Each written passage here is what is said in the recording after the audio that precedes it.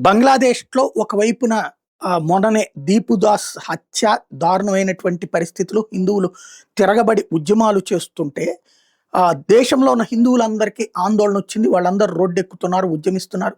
బౌద్ధులు, క్రైస్తవులు, జైనులు కూడా జతకడుతున్నారు. టోటల్‌గా బంగ్లాదేశ్‌లో ఉన్నటువంటి ముస్లిమేతరులందరూ ఒక్కటై ఇప్పుడు రోడ్డెక్కి ఉద్యమిస్తున్నారు. దీంతో ఆ ఉద్యమాలకి నాయకత్వం వహిస్తున్నది హిందువులు కాబట్టి, అంటే మైనారిటీల్లో అధిక సంఖ్యాకులు హిందువులు కాబట్టి, హిందువులని భయభ్రాంతులకు గురి చేస్తే మిగతా వాళ్ళు భయపడతారన్నటువంటి ఉద్దేశంతో, హిందువులు అధికంగా ఉన్న గ్రామాల మీద దాడులకి ఎంచుకున్న ఈ దగుల్బాజీ ముఠాలు బంగ్లాదేశ్‌లో ఉన్నటువంటి వెస్ట్ బారిక్ పారా ఏరియాలో ఒకటి, అక్కడ ఉన్నటువంటి సుల్తాన్‌పూర్, చిట్టగాంగ్‌లో హిందువుల గ్రామాలు ఏవైతే ఉన్నాయో వాటిటి మీద దాడులు చేసి ఇళ్ళు తగలబెట్టి అరాచకాలు చేస్తున్నారు.